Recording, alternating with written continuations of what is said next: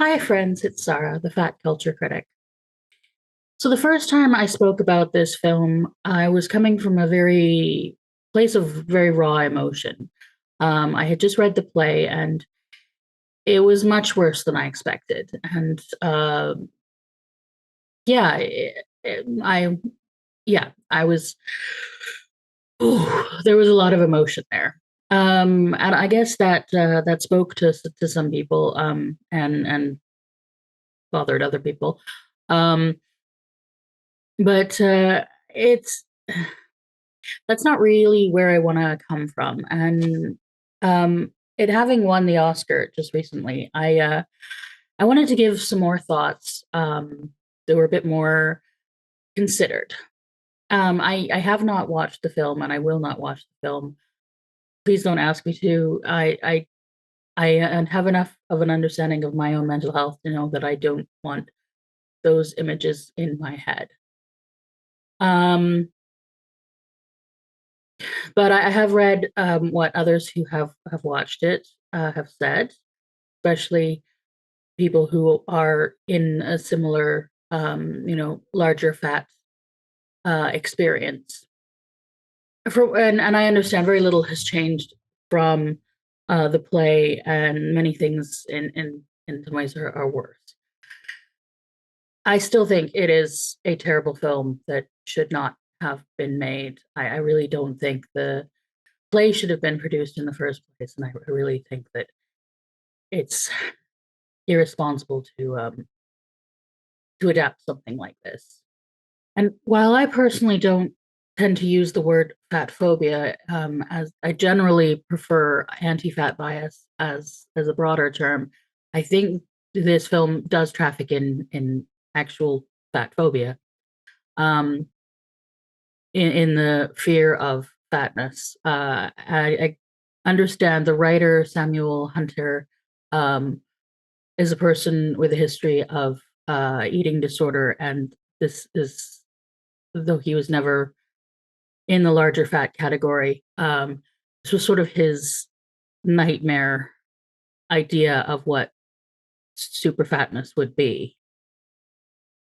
That is not an authentic experience of fatness. That is an authentic experience of fear of fatness. So, fat phobia in this case is the correct term. But it also exists in a society of anti fat bias, which is a problem. But before I get into that, I have been trying to sort of understand where some people who have liked this film are coming from. Um, and I mean the people who are seem to be liking it in good faith rather than from their own hatred and pity of fat people. And I do think there are a lot of people who are confusing pity with empathy here. But the people who I think are appreciating it, what I think is speaking to them is this is a story about someone who is depressed, a man who is depressed and regretting choices in his life. And that I can see is an authentic experience for Brendan Fraser. And so that is what the authenticity in this film is. And I know that we rarely get films that are allowed to explore male depression and regret in this kind of way. Maybe sadness over a woman or anger are really the emotions that mainstream films, male protagonists are allowed to present. When sadness or depression is shown, it's usually in someone who is somewhat othered, um, in someone who has a disability or is an alcoholic or is white but not um, WASP, not American traditional man, but like someone who is Irish or Italian, which this is sort of, yeah, there's a kind of a degree of separation that from the sort of mainstream model of masculinity that seems to need to be there in order for the culture to accept a story of male sadness and male depression.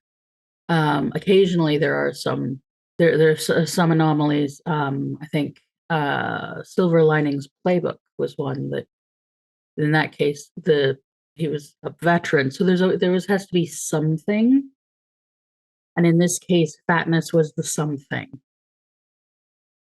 and that is a problem because it's it feeds into an issue with representations of marginalized communities when you're using the marginalized community to tell a story for the majority, and you're not, and especially, and when the writers and directors and creators are speaking from the position of the majority, they're misrepresenting the experience of that marginalized group. And especially when you use something like a fat suit, there's an extra level of separation, where you get to sort of traffic in the story of the marginalized group without actually uh, having one present. You get to experience looking at a fat person without the um, presence of a fat person. You don't have to actually deal with the humanity of a fat person, which is complex and true. You deal with someone's sort of caricature. So although it's maybe an authentic representation of depression, it's mixing it with a caricature of fatness.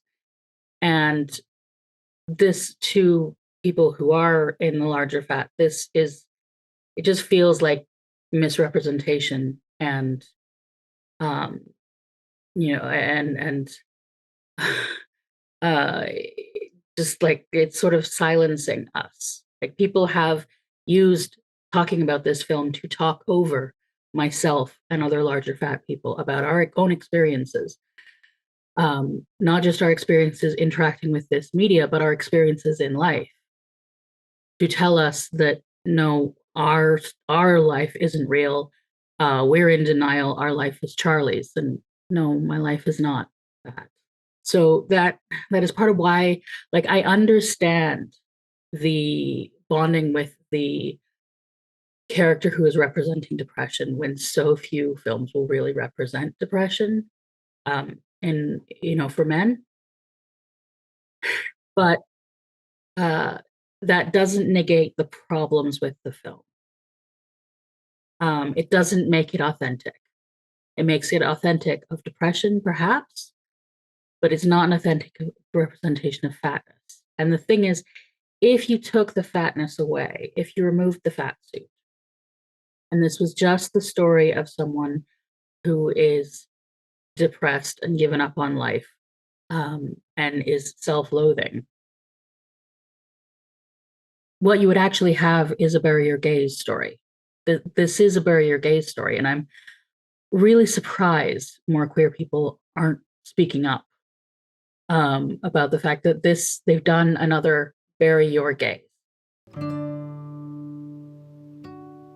So if you're unfamiliar with bury your gaze, um, this is a trope that developed out of the Hays Code when queer people could not be represented on screen unless they came to a bad end. It had to, if you show immorality, you had to show the consequences of immorality. So there are all these queer villains who die, or there are queer people who suffer and die. There is one of the famous ones, The Children's Hour, with Shirley MacLaine and Audrey Hepburn. And it's a very sad story about a school teacher who is accused of being queer, and she disintegrates because it is true, and then she goes and kills herself. And it's one of those ones, like, it would be a beautiful story in a bubble. And maybe Charlie's story, I don't think so, but maybe Charlie's story would be okay in a bubble, in a vacuum. But no film exists in a vacuum. And the purpose of a critic is to take things out of a vacuum and, you know, speak to the wider culture, because you need to understand the stories that are getting into the culture, because the stories we tell, it's never just a film, it's never just a story. The stories we tell people about our lives.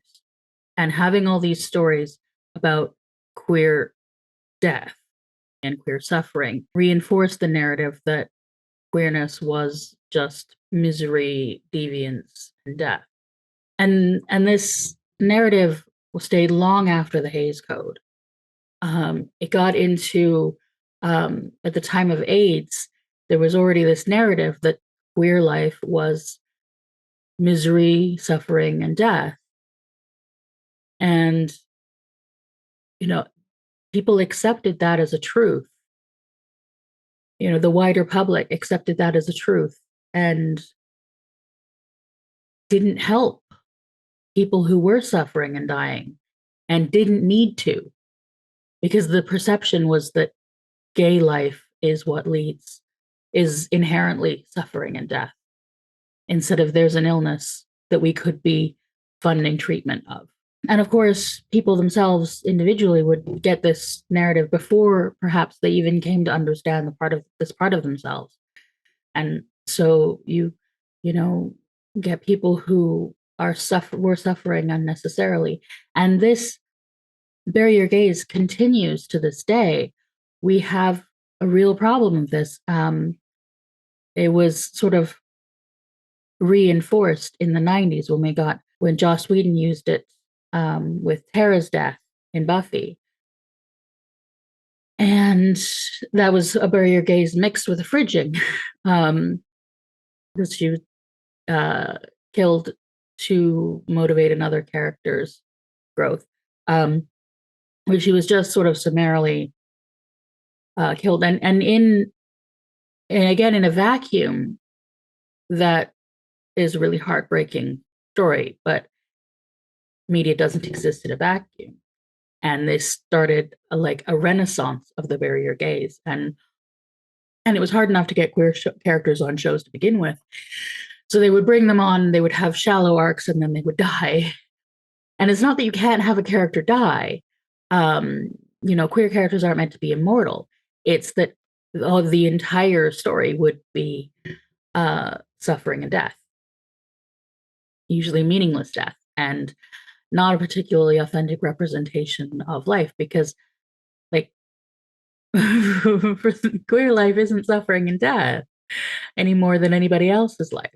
Um, the story of the AIDS epidemic wasn't, people just dying in droves.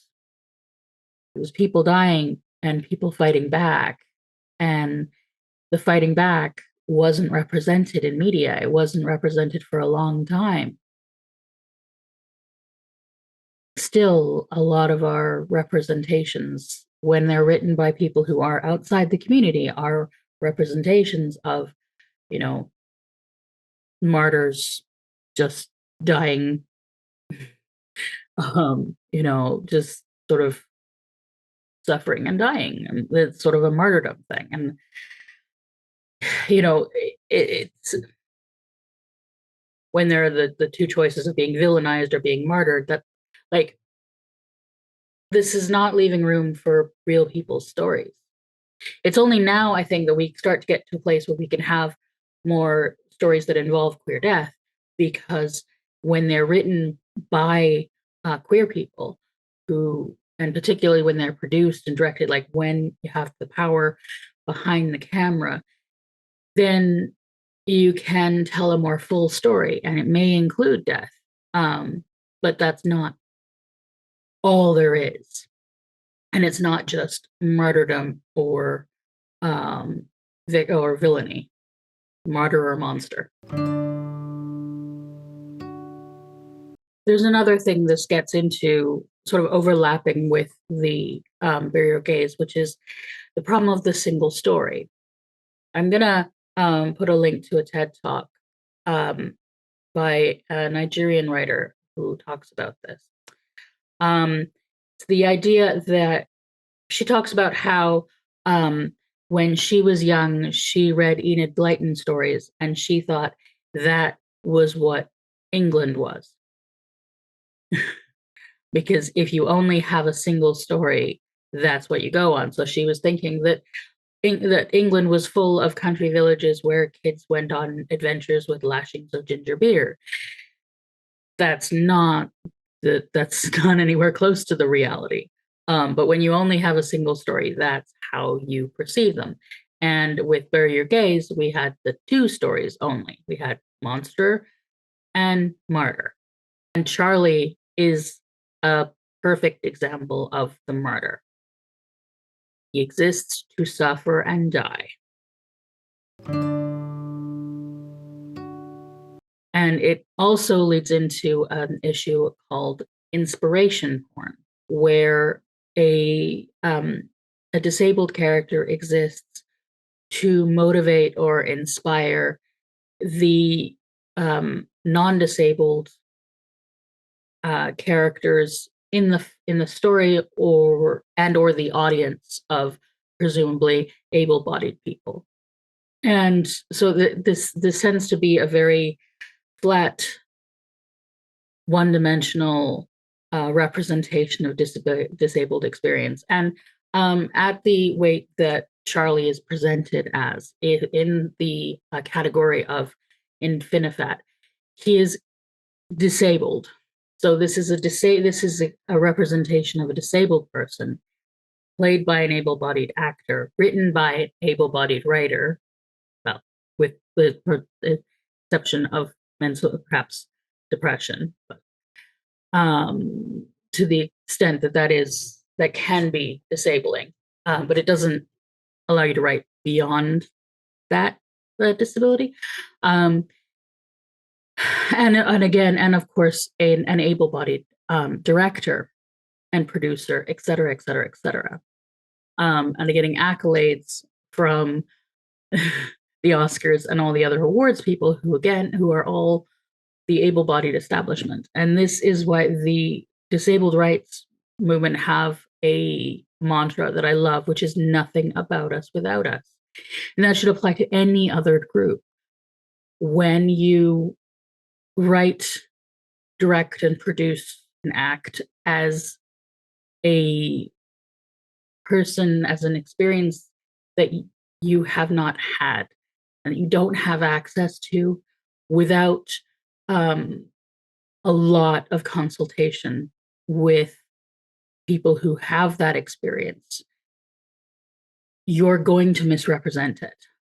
And misrepresentation it's harmful. Like it's rare, it's almost universally harmful. And in this case, it is very harmful. Because the story of fatness that it is telling is that fatness equals death, that all fat people are doomed to die. I am getting a lot more comments recently of people telling me that it is all my fault that I am fat, or telling me how I can get out of it, because they think that they know something that I don't. Believe me, you don't know anything about my body that I don't know. And you shouldn't be commenting on my body or anyone else's fat body, because it is not something you've experienced, nor is it something you have expertise on.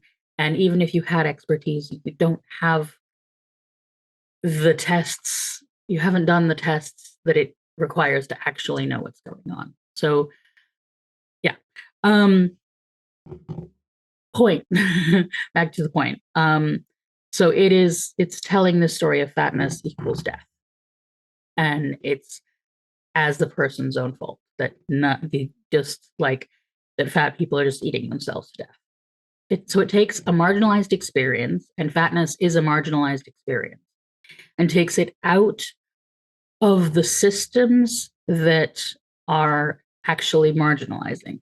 Because if you told the story of a larger fat person from their actual perspective, from their experience, it would be vastly different from this. It wouldn't be, I'm not going to the hospital because I don't want to I want to save my money for the kid, and or I don't care about myself or whatever. It would be probably somebody with a lot of medical trauma from being misdiagnosed and mistreated.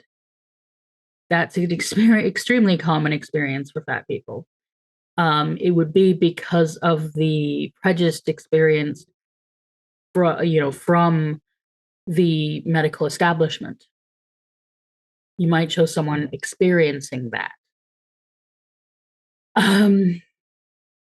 And there would be a lot of other, it would be things like the experience of trying to um, find furniture that holds you, making sure when you go out that the places have the furniture that won't break under you.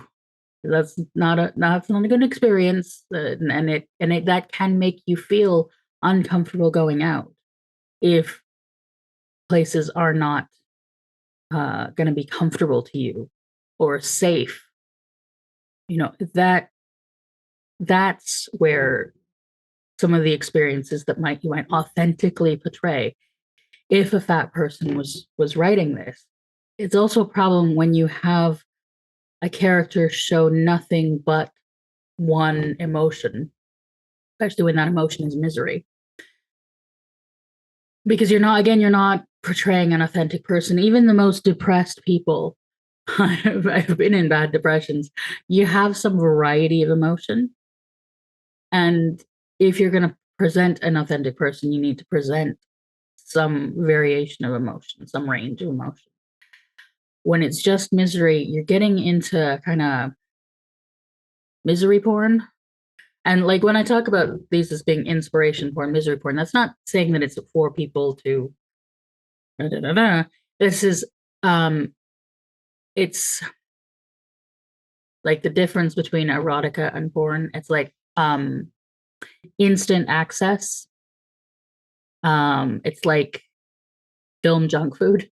It's skipping over nutrition of actual, engagement and empathy for the sort of quick dopamine hit of pity. It's like Aronofsky is a very talented director for making you feel things, but you got to think about what he's making you feel and what it means. Because like I had a very emotional reaction to the Black Swan, but when I think about that story and I think about what it's saying about mental illness and women, it's just like it's uncomfortable and messy and just it's not it's going for those high emotions, but it's not really giving you the story and the real person behind it. And it would be an absolutely dreadful um, film to base your idea of people who are mentally ill, of what their experience might be like. But people are taking The Whale as what fat people are like, and they're taking that as more authority than what fat people are saying our experience is. And this is the thing with people who are saying they experience empathy, or saying that this character was played with empathy. Um, Empathy would begin with listening to us. When you're talking over us to tell us you're empathizing with us, you are not empathizing with us. That's pity, and I don't want pity.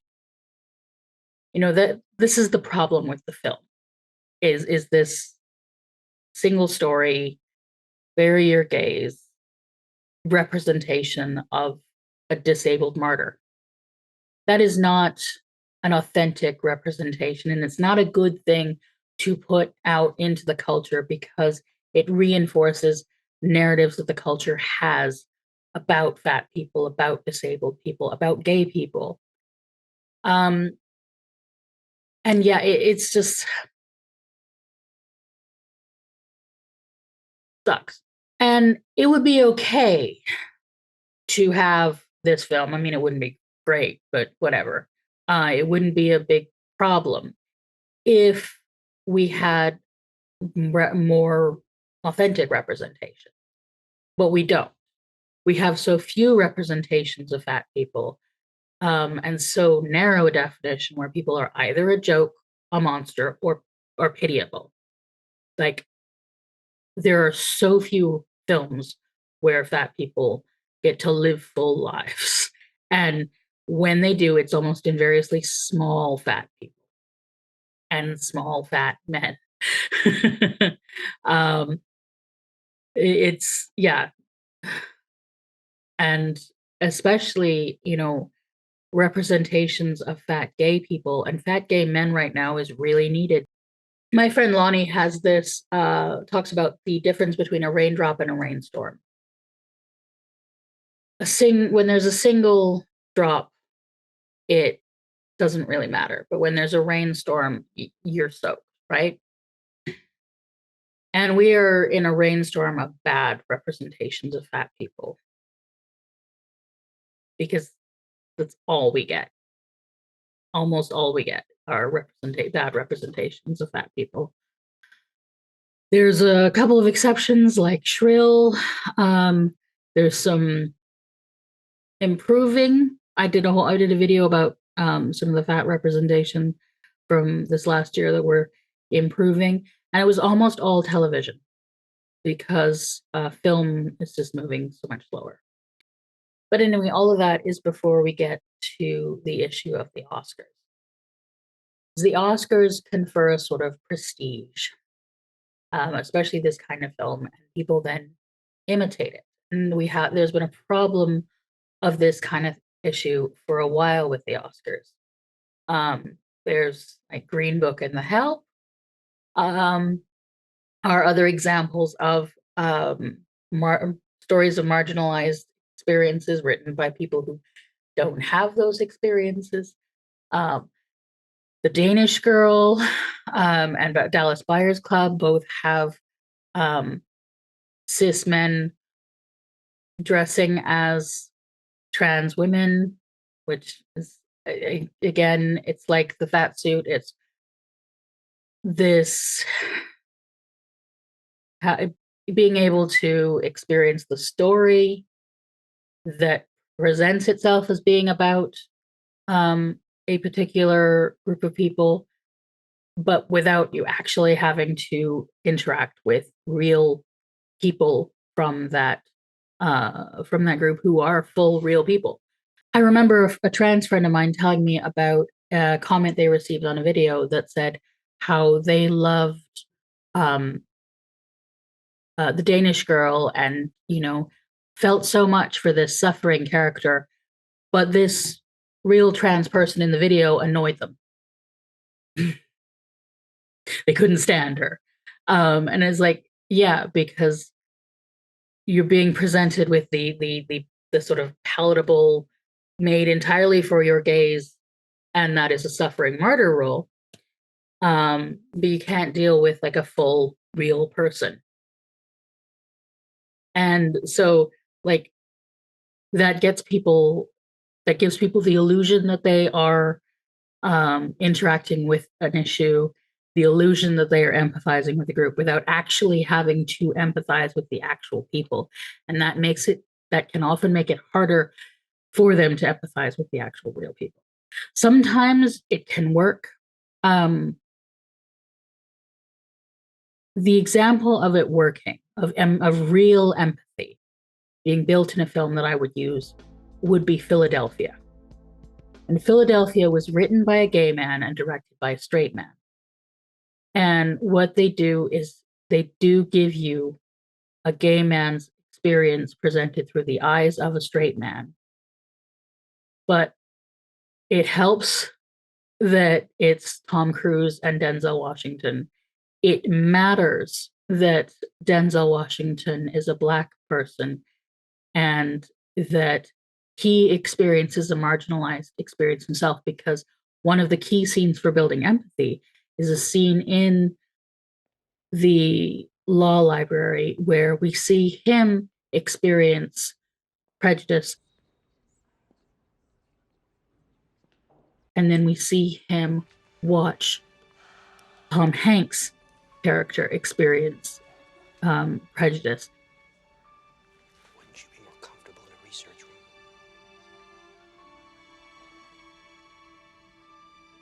And there is a mirroring there. That's one of the ways you build empathy, is you have a mirroring. But that requires participation. Again, nothing about us without us. And understanding of the experience. And it needs sort of that getting people on the same level. And that whole film is about building the empathy. And even then, it is still kind of bury your gaze, because it goes out on his funeral, not on any kind of processing of the grief. But it was really needed at the time, and it is so well done that it is kind of the exception to the bury your gaze rule.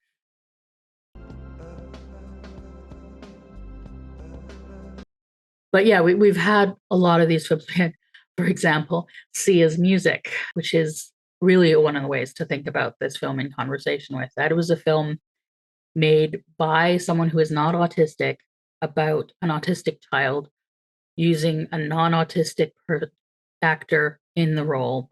And it was about harmful narratives and representing harmful techniques of dealing with an autistic child. And it was presented, it was kind of using autism as manic pixie dream girl kind of thing. It was just a total mess.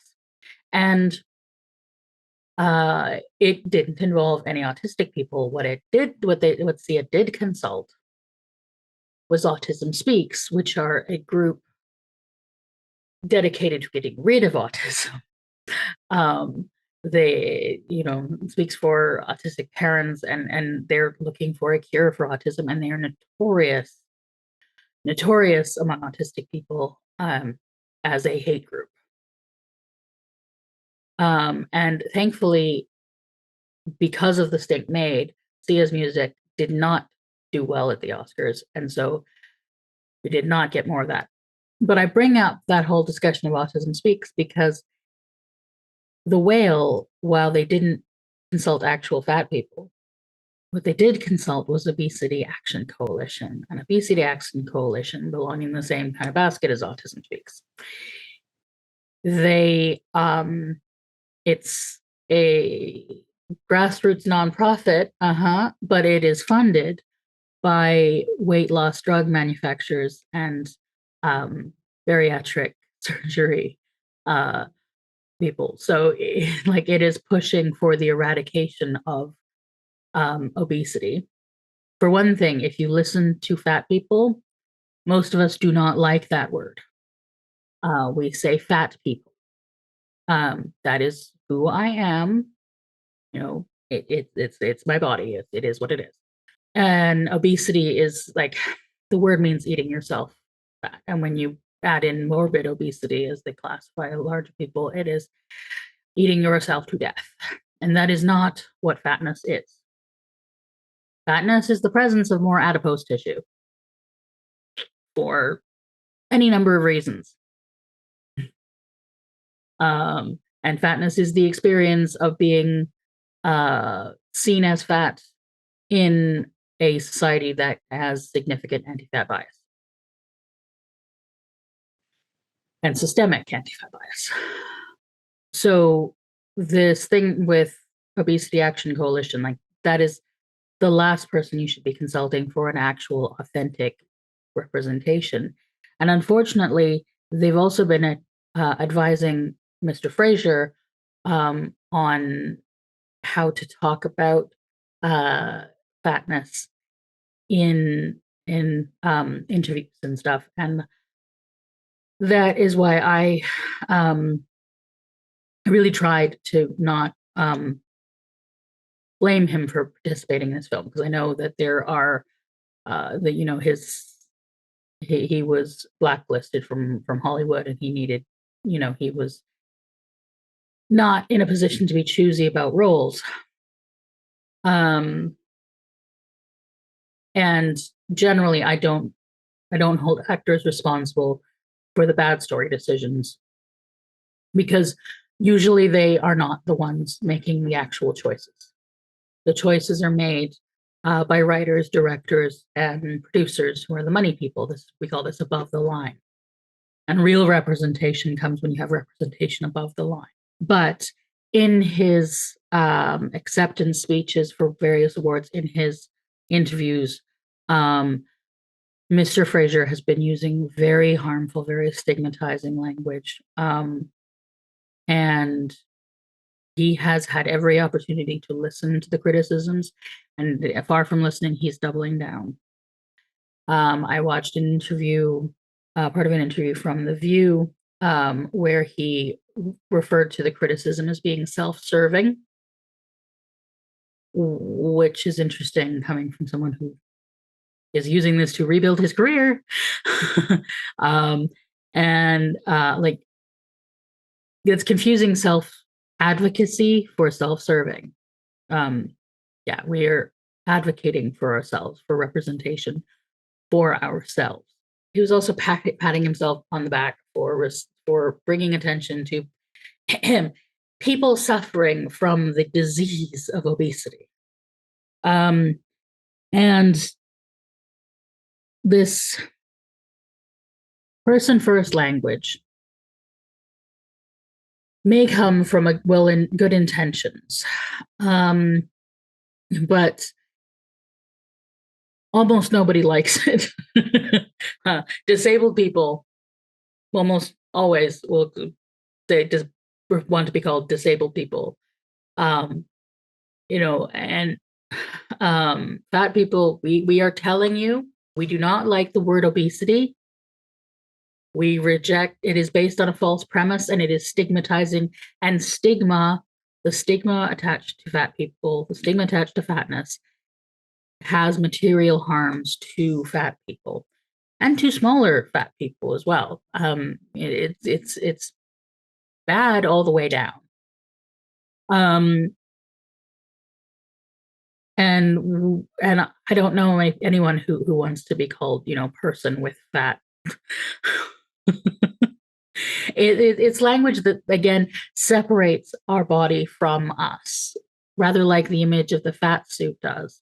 It presents it as if it is something separate from us that we can, like, cut off or use drugs to get rid of, which is why the Obesity Action Coalition people would be using that kind of language. And it still maintains fat as something that is stigmatizing. It's trying to separate us from the stigmatizing thing, but you're trying to separate us from our bodies. And that doesn't work. My body does not have a zipper. I cannot take it off. And if you're going to come into my comments and tell me that I can lose the weight, please don't. I have tried. If it were possible for me to maintain weight loss, I would have done it by now. I have in the past lost 150 pounds in one go. It came back because it comes back. And that is what the evidence tells us. And it comes back with friends, and it comes back with worse health outcomes. Our bodies are not something we can remove. They're not something we can detach. My fat is not something I carry around in my pocket, okay? Any more than my ADHD or my autism or my Middle Easternness. These are just aspects of my experience as a human. And so, and same with my queerness. Like, I am a queer, fat, Middle Eastern, neurodivergent woman. If I went person first language, it'd be person with extra bad. And also the language maintains the idea that fatness itself is a disease. It is not. There are correlations between fatness and illnesses, but these are correlations, not provable causations, and in many cases, they're correlations because weight gain is a symptom of the illness. So when you treat fatness as the disease, in a sense, what you're doing is saying we're drawing attention to people suffering from the disease of coughing. We don't just yell at you, stop coughing, which is effectively what you're doing when you just tell me to lose weight. If there's any reason why I could be coughing, from a frog in my throat to COVID to any number of things, and you don't know what it is, all you see is the cough. And coughing isn't exactly, it's not a one-to-one, is because coughing might be contagious. That isn't. It's just a thing we are. It's just a part of our lives. It affects us in many ways, some ways that suck. And a lot of the ways that it sucks are because of the systemic bias against fat. And some of the ways are just like because the human needs kind of suck. If you do actually want to empathize with that, it begins with listening to us. And it actually, even more than that, it begins with accepting that you don't understand. Not projecting your ideas, not projecting the fictional character that you have felt a connection to, but actually listening to the real people. That's where it starts, and listening with the understanding that the person who experiences that is the person who knows more about it. And that's where empathy begins. Pity is feeling sorry for someone for what you think their experience is. And that's where this film was written from. It was written from someone imagining what fat people's experience would be. And trying to humanize that, instead of recognizing that fat people already are human, and you could speak to a fat person and understand their humanity from that. You could there are fat writers who can and are writing work, and you could give them the kind of money that an Oscar bait gets and have them make the film. That's the future that I hope for. But where we are is we have this film, which was praised by the Oscars. And remember, the Oscars have praised a lot of bad things before, so this is not in any way like a disproving that this is a bad film. It helps to remember where the Oscars started. The Oscars were created by Louis B. Mayer because he wanted a way to keep actors from unionizing. So he decided to give them a statue and a fancy party to give prestige instead of paying people living wages. It has always been a place for gestures over actual change, over any kind of structural change. That's why they love to make a deal about things like, the second woman of color to have received Best Actress thing, even though Michelle Yeoh is one of the best actors of any gender of her generation, along with Angela Bassett. And yet they frame it at her winning as an underdog story.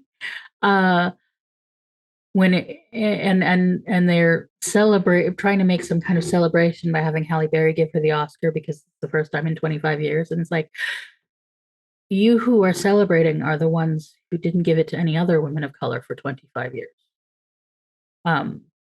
So yeah, that's sort of like, that's kind of the Oscars thing. It's like, we'll give people, gestures. And occasionally the gestures are useful.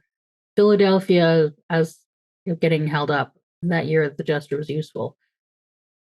But as often as not, far, far more often, in fact, the gestures end up putting off actual change and better representation. Far more often, the Oscars are upholding a crash. Or that one, I mean, most people recognize is stupid, and then people, I think a lot of people recognize the Green Book is terrible, but like this is the body that this is the institution that gave the Oscar to Driving Miss Daisy when Do the Right Thing was right there. It's a gesture that keeps the hegemony going because that's what it does. It's the mainstream, and they will always frame someone from the outside winning as a plucky outside, um, outsider beating the system, an underdog story, rather than actually changing the system. They will always reward representations of marginalized people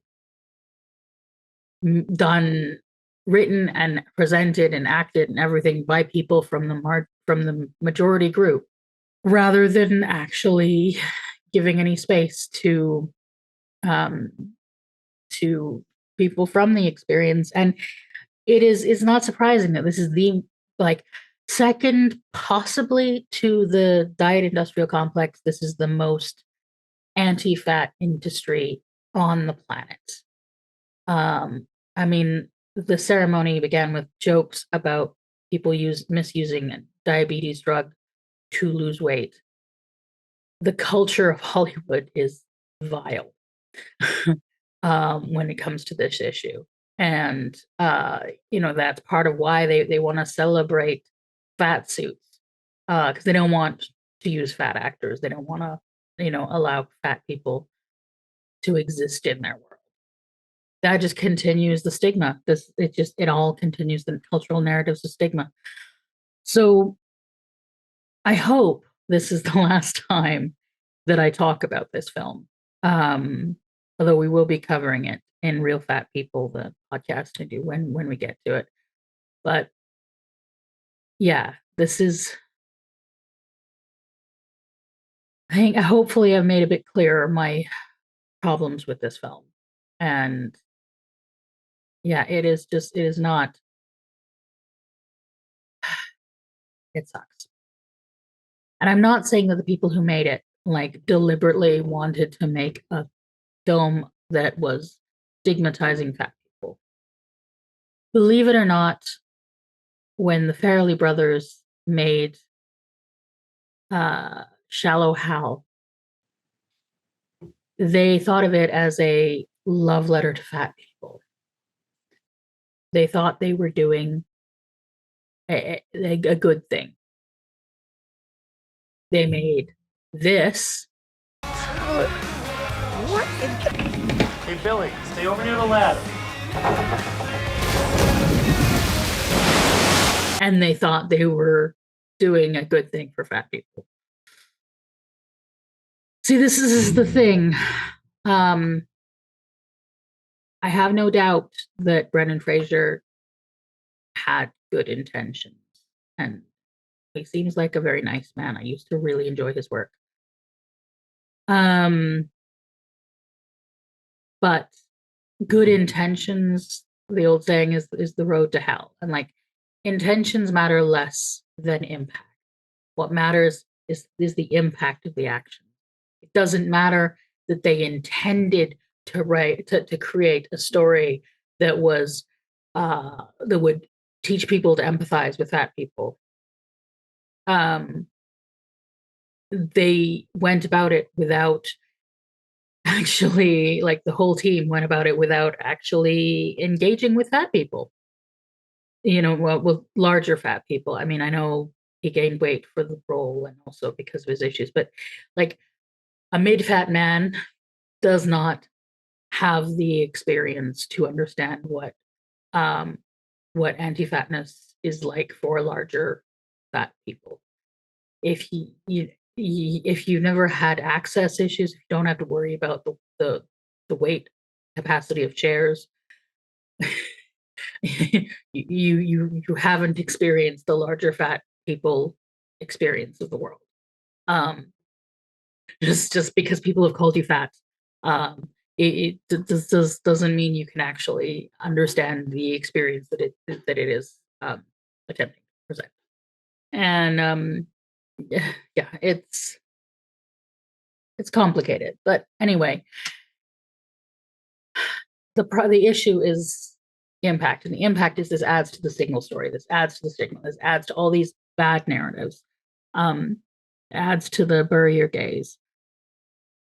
And it doesn't, in the end, when it has that kind of harmful cultural impact, it doesn't matter that you had good intentions.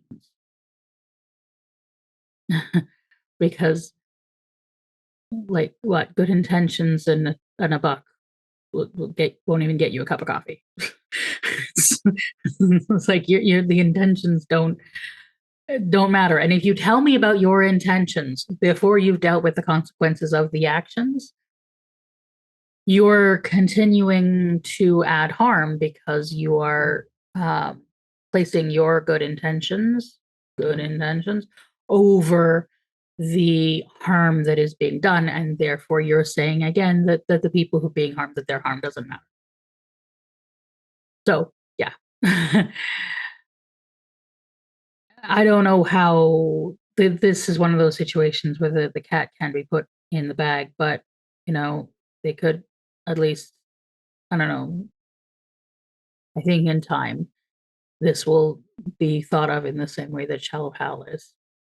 Please just hire fat actors and fat writers, and don't make films like this. Don't make stories about people without people from that experience.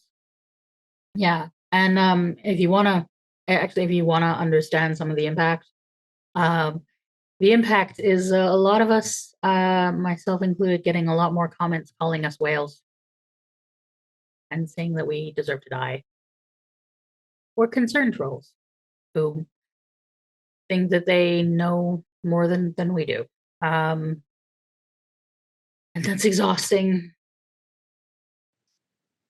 It is exhausting.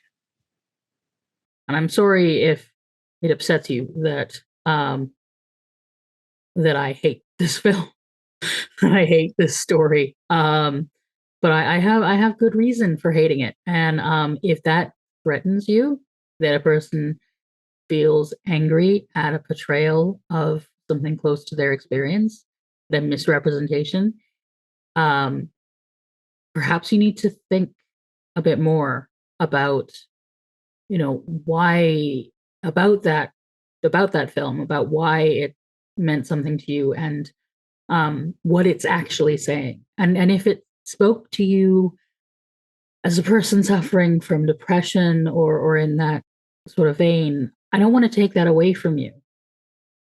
Um, because as I said, there are so few stories of men with going through depression. And I wish there were more stories about that, and particularly stories that didn't just end in them dying. Because it's not really helpful. I like I said in the other video I don't feel we need more stories of gay self-loathing. Um, and that's because I don't think we need more stories where it's just self-loathing, where it stays in self-loathing.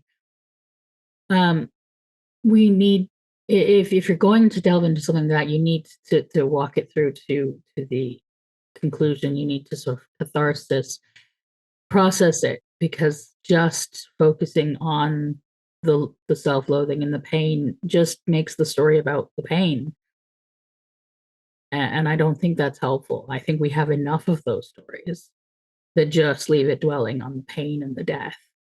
Um, and I think we need to have ones that actually, if you're dealing with trauma, I think we need more stories that process the trauma. Um, and Aronofsky really likes trauma exploitation films, and it's trauma exploitation because it doesn't have the catharsis, it doesn't have the processing. They tend to just end in death, and that may offer some kind of catharsis, but I don't feel it's good storytelling or good representation. Yeah. So, yeah, I would just encourage you to think a bit more, and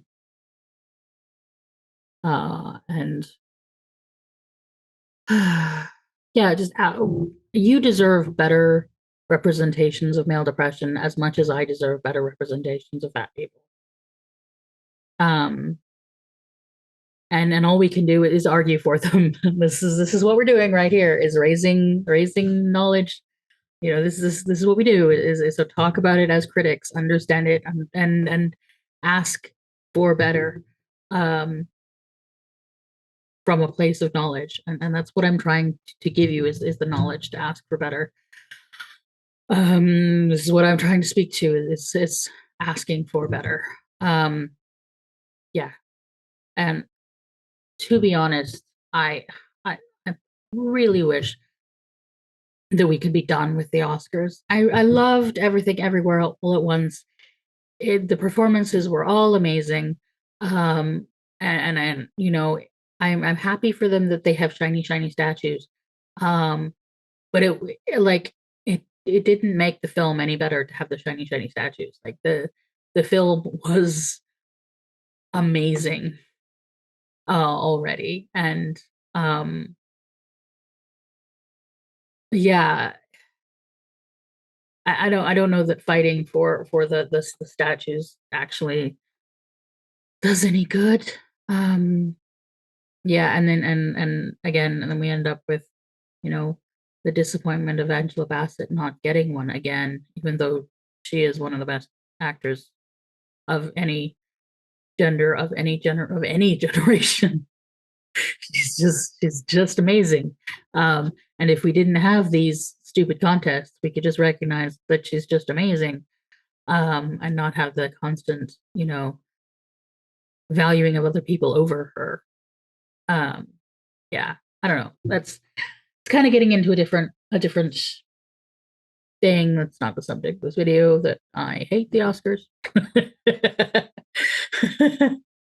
uh, yeah. Can we have other? Maybe we can have other excuses for wearing shiny gowns, and maybe we can stop having these, like, let's have a fancy gesture and a shiny statue instead of actual change. But no, let's have actual change.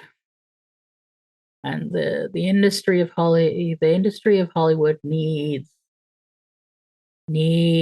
more real change. I would love it to start with a commitment to no more fat suits, but you know, I think there's some other places that maybe are the first priority there. But yeah, no, like, yeah, real change over shiny statues and pretty dress. So yeah, I am not, for the record, going to turn back comments back on to that video, because there I was very emotional, and there's been a lot of abuse in the comments. And yes, I know the difference between abuse and criticism. When I say abuse, I mean it. Um, and if you come into the comments of this video with that, they will be deleted. And if it ends up being overwhelming abuse, I will turn off comments to this video as well, because I am not subjecting myself or my audience to a bunch of abuse.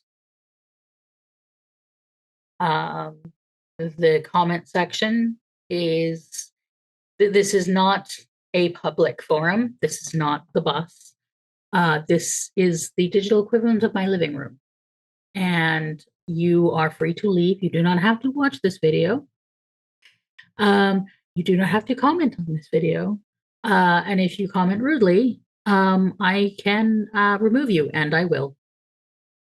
Because I have a right to have boundaries, as do you and anybody else. What the moderation tools are for. So anyway, that's me. Those are my thoughts. And I'd like to thank my Patreon supporters. You'll see some of them, the $5 and up people, over there. And I really appreciate all of you, and I appreciate all the $1 people as well. And if you want to support me, you can do that over on Patreon, or you can tip me on YouTube's Tippy thing, or on PayPal. And I would really appreciate that. If you have the extra, yeah, if this spoke to you, then you can maybe throw me a buck. And yeah, let's just have just have work for a better industry. Let's just try to keep drilling into their heads. Nothing about any marginalized group without involvement from that marginalized group. Okay? Just hire fat actors. But not for a film like this.